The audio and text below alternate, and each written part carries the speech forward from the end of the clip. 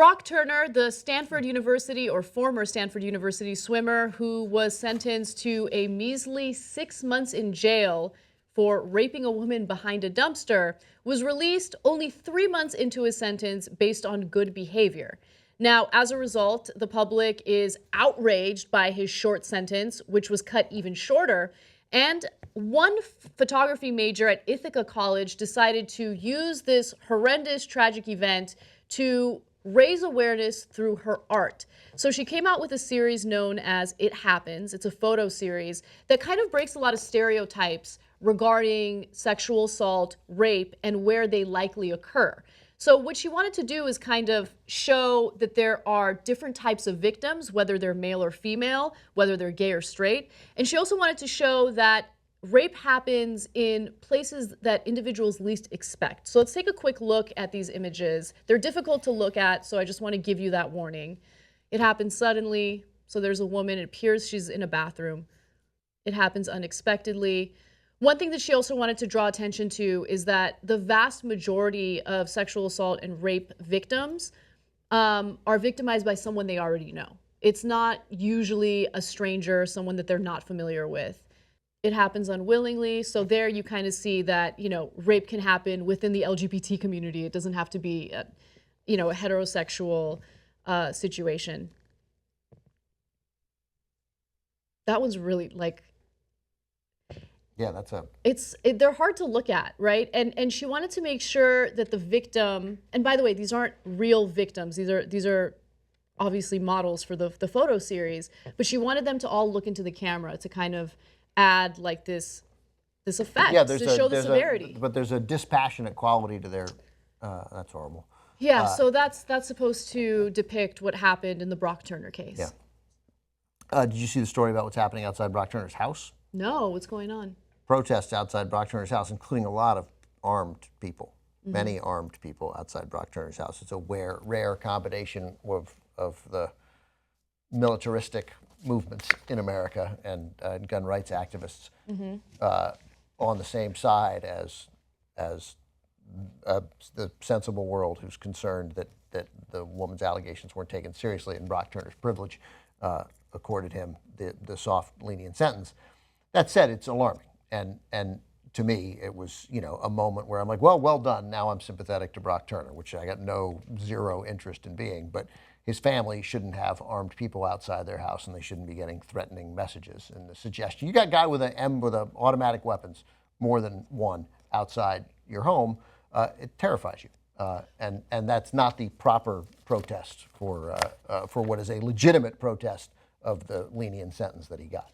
Okay, so what I don't understand is, what is your message in showing up with a gun? If you want to protest outside his home, that's your First Amendment right, right? So I don't have a problem with the protests themselves, but the threats, going after him with weapons. Look, he's a deplorable person. What he did was horrendous, and I don't support him in any way, shape, or form. But showing up with weapons, I mean, what are you expecting to do with that? Yeah, and again, it reminds me of people showing up with weapons at the Republican convention in Cleveland, which came right after the horrible police shootings in Dallas and Baton Rouge. And so the cops in Cleveland were like, hey, man, we're on edge. Please don't do this, right? Yeah. And here, people are really angry about this. And when people are particularly angry, they do something stupid. Yes, you have the right to bring your gun. Good on you, right? Show up with a sign. And that's it. And mostly the protest should be done at the judge's home, I think. But, yeah. Well, the update regarding the judge was that Aaron Persky was the judge that ruled in, honestly, Brock Turner's favor. But he has decided to step down from hearing criminal cases, and now he is only hearing civil cases. And there was a big debate on a TYT panel about whether or not he should be able to do that. There are still individuals who are fighting to get him out of being a judge altogether, and I guess we'll see what happens with that. But I'm happy he's not hearing criminal cases. I don't think that he made a good decision when it comes to Brock Turner's sentence. Yeah, it's not just a bad decision. It showed a lack of awareness on a number of levels. One, not taking sexual assault seriously enough. Two, giving giving Brock Turner clearly a sentence that does not line up with what someone with less privilege would have received. Exactly. I mean, in a sense, we'd like to see from Judge Persky be like, oh no, I had a poor black kid rape a woman too. I also gave him, he only served 3 months too. But we know that situation almost never happened. So it was wrong on 2 levels. But yeah, so I'm glad he's also not hearing criminal cases. Yeah. But obviously he gets to. There's a process for removing him from office. We can't just yank people out of office because we don't like a couple of rulings that they made. But don't bring guns to Brock Turner's house. Don't do it. By the way, guys, one of the most important things for you to do is get involved in local politics.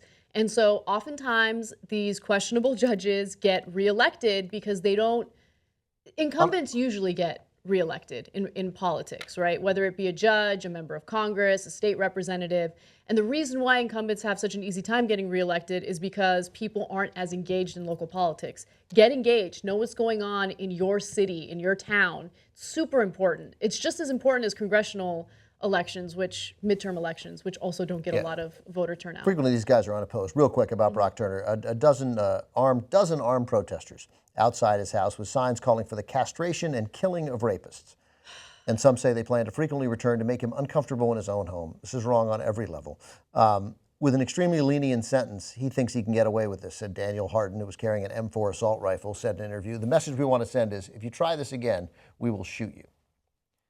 And then you're going to go to prison, by the way.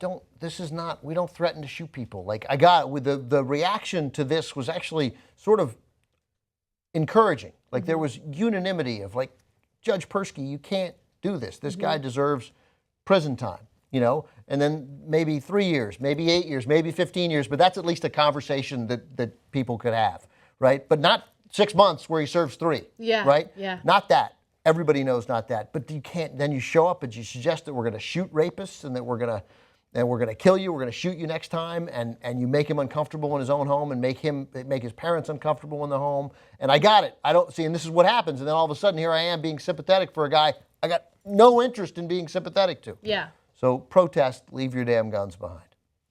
You get hours of extra content if you're a Young Turks member. TYTnetwork.com/join. Go ahead, girl.